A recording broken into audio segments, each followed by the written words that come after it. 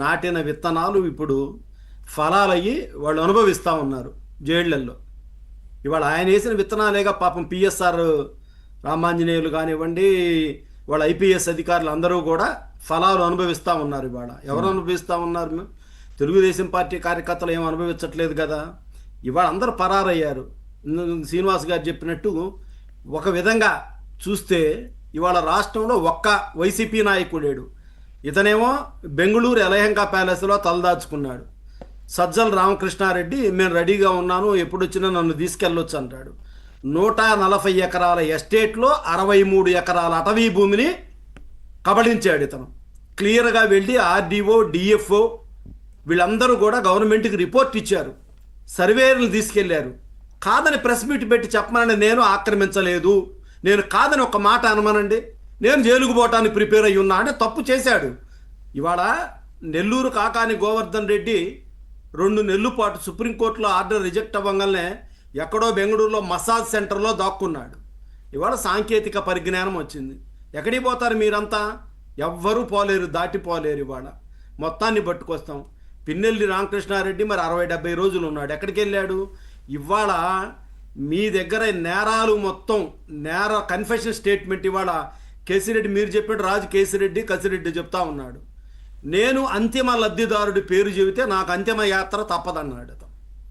Clear, very cut. ఎందుకంటే వాళ్ళందరికీ తెలుసు సార్, ఇప్పుడు అక్కడ పనిచేసే వాళ్ళందరికీ కూడా రాజకీయ నాయకులు అవనివ్వండి, ప్రైవేటు వ్యక్తులు కానివ్వండి, ఈవెన్ వాళ్ళ బంధువులు తల్లి చెల్లెళ్ళు కానివ్వండి, ఇతని మెంటాలిటీ తెలుసు మనకి. ఎందుకంటే పరిటాల రవి హంతకులని సాక్షుల్ని, ఈవెన్ డాక్టర్ని కూడా, చర్లపల్లిలో ఫోన్లు అందించిన డాక్టర్ కూడా పోతన్న రైల్లోంచి దూకాడంట, నెట్టేశారు వీళ్ళు. దాంట్లో ఉన్న సాక్షులందరినీ చంపేశారు. ఇవాళ చూస్తే వివేకానందరెడ్డి హత్య కేసులో ప్రత్యక్ష సాక్షి వాచ్మెన్ రంగన్నతో సహా వాళ్ళ అభిషేక్ అందరూ, ఈసీ గంగిరెడ్డితో సహా 6 చనిపోయారు. ఇప్పుడు అంటే ఏంటి సార్, అంటే భయం, ముందు భయం చూపించి తర్వాత బాధ్యతలు అప్పచెప్తారా? ఎట్లా ఉంటుంది అది? ఎందుకు సార్? సొంత బాబాయిని అతి కిరాతకంగా ఆ బాత్రూమ్ దగ్గర వేసిన గొడ్డలిపోట్లు ఫోటోలు చూస్తే విజయసాయిరెడ్డి దండం పెట్టి నేను రాజకీయాల నుంచి నిష్క్రమిస్తున్నాను మహాప్రభు అన్నాడు. ఈ రోజు కూడా రాజు కసిరెడ్డి అంటాడు, ఏయో మాట్లాడతాడు, కానీ అంతిమ లబ్ధిదారుడు జగన్మోహన్ రెడ్డి చేత సమక్షంలో జరిగిందని ఒక్క మాట మాట్లాడమనండి విజయసాయిరెడ్డిని. అసలు విజయసాయిరెడ్డి అనేవాడికి మొత్తం తెలుసు. ఈ అల్లిబిల్లి కంపెనీలు సృష్టించటంలో ఎలా సృష్టించాలో మొత్తం చేసిని. ఈ ఎలక్షన్ వాళ్ళ నాన్న రాజశేఖర రెడ్డి అధికారంలో ఉన్నప్పుడు 2004 to 2009 అతను అయిపోయిన తర్వాత అతను పార్ట్ అయిపోయిన దాకా గోవిందప్ప వచ్చాడు. గోవిందప్ప ఇప్పుడు మన A2 చీటెడ్ అకౌంటెంట్ విజయసాయిరెడ్డి ఎట్టానో మరో చీటెడ్ అకౌంటెంట్ గోవిందప్ప. ఈ గోవిందప్ప ఈ మద్యం కుంభకోణంలో ఏ విధంగా, ఎందుకంటే మద్యం కుంభకోణంలో విజయసాయిరెడ్డిని ఎంటర్ అవ్వనివ్వలేదు, విజయసాయిరెడ్డిని ఎంటర్ అవ్వనివ్వలేదు, గోవిందప్పకి అప్పచెప్పారనే బాధతో ఎక్కిన కారు ఇంట్లో దించేశాడు. విజయసాయిరెడ్డి నువ్వు దిగోని జగన్మోహన్ రెడ్డి చెప్పాడు. అతనే 2వ స్థానం నుంచి నేను 2000వ స్థానంతో పడిపోయాను అన్నాడు. మరి పడిపోయినాడు వాస్తవాలు వెల్లడించు. ఇవాళ అదొక్క మద్యం కేసే కాదు, అనేక కేసుల్లో ముద్దాయిలుగా ఉన్నారు వీళ్ళిద్దరూ. విశాఖలో మొత్తం భూములు కుంభకోణంలో ప్రథమ సూత్రధారి విజయసాయిరెడ్డి. వాళ్ళ విజయసాయిరెడ్డికి వీళ్ళందరికీ కూడా భయం. జగన్మోహన్ రెడ్డిని వ్యతిరేకిస్తే మనకి వివేకానందరెడ్డి గారి గతి పట్టిద్ది, మనకి పరిటాల రవి హత్య కేసులో సాక్షులు, అలానే వివేకానందరెడ్డి హత్య కేసులో సాక్షులు ఏ విధంగా అయిపోతా ఉన్నారో మనం కూడా అట్లానే అయిపోతాము. ఇవాళ తల్లి చెల్లి బయటకు వచ్చి వాస్తవాలు వెల్లడించారు. ఇంతకంటే నిస్సిగ్గు ఏం కావాలి సార్? జగన్మోహన్ రెడ్డి అనేవాడు నిజంగా సిగ్గు శరం ఉంటే రాజకీయ పార్టీని ప్రజలెటు రద్దు చేశారు. నువ్వు స్వయంగా రద్దు చేసుకొని ఎలక్షన్ కమిషనర్కి చెబితే ఒక పని అయిపోద్ది. నువ్వు వ్యాపారమో ఏదో నువ్వు చేసుకునే అక్రమ దందాలతో సంపాదించిన డబ్బు ఉంది కాబట్టి నువ్వు హరే కృష్ణ హరే రామ అంట నువ్వు జైల్లో సేద తీరాలి తప్ప ఈ రాజకీయ పార్టీలని ఈ 10 మందో 11 మందో ఎమ్మెల్యేలని ఆ 2-3 రాజ్యసభలను అడ్డం పెట్టుకొని ఎవరినో బ్లాక్ మెయిల్ చేసి బతకాలంటే అది జరిగే పని కాదు. ఏదో చెప్తా ఉన్నాడు సజ్జల రామకృష్ణ, మేము అన్నిటికీ రెడీ ఉన్నాం, ఏదో అంటాడు. సిగ్గు ఎగ్గు లేనుడికి ఏముందండి, గోచిగుడ్డతో పనే ఉంది కన్నట్టు ఏముంది, వాళ్ళందరూ అరెస్ట్ అయిపోతా ఉన్నారు.